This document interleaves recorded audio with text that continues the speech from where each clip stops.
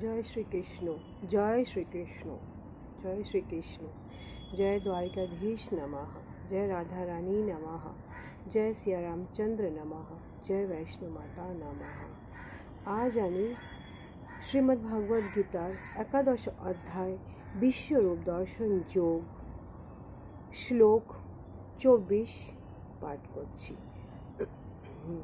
नभा स्पर्शम दीप्तम अनेकः वर्णम व्यक्तः आनम दीप्तः विशालः नेत्रं दृष्टवः हि तवां प्रव्यथितः अंतरात्मा घृतं न वन्दामि क्षमं च विष्णु।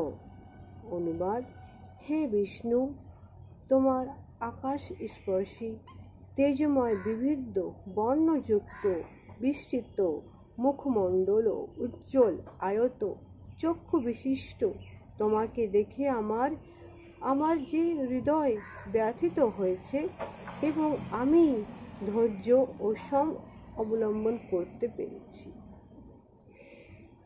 জয় শ্রীকৃষ্ণ, জয় শ্রীকৃষ্ণ, জয় শ্রীকৃষ্ণ। শ্লোক 25।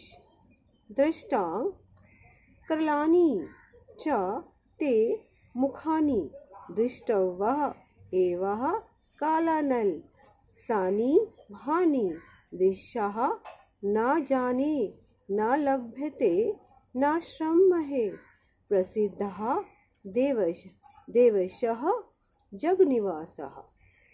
अनुवाद, हे देवेश, हे जगपति, हे जगनिवास, ভয়ঙ্কর দন্তযুক্ত ও প্রলয় যা অগ্নি তুল্য তোমার মুখ সকল দেখে আমার দিগ্ভ্রম হচ্ছে এবং আমি শান্তি পাচ্ছি না।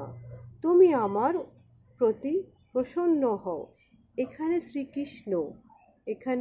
শ্রীকৃষ্ণ সেই রূপ, শ্রীকৃষ্ণের সেই রূপ দেখে অর্জুন নিজের মনকে সেই কোনোভাবেই সংযত করতে পারছে না। সে ঠাকুরের কাছে অসংখ্যবার কর জোড়ে প্রণাম করছে। হে ভগবান, হে ভগবান, তুমি প্রসন্ন হও,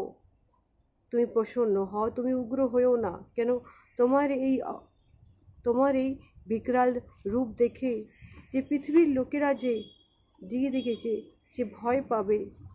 প্রভু, তুমি প্রসন্ন হও।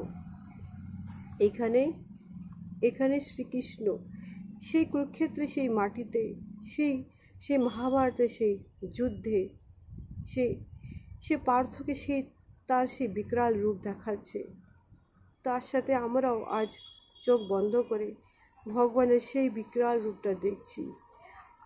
আর আমরা করজোড়ে প্রণাম করছি। ভগবান, আমরা যে তোমার পায়ের ধুলো, তোমার চরণ ধুলি একটা কণা। ঠাকুর, তুমি আমাদের প্রণাম গ্রহণ করো। হে ঠাকুর, কৃপা করো, সমস্ত মানুষের উপরে কৃপা করো। শ্রী রাধা রানী কি জয়, শ্রী বৈষ্ণো মাতা কি জয়। জয় দ্বারিকাধীশ নমঃ, জয় দ্বারিকাধীশ নমঃ, জয় দ্বারিকাধীশ নমঃ। আজ আমি আমার এখানে এই ব্লগটা এখানে শেষ করছি। আগামী ব্লগে আমি আবার আসবো। জয় দ্বারিকাধীশ।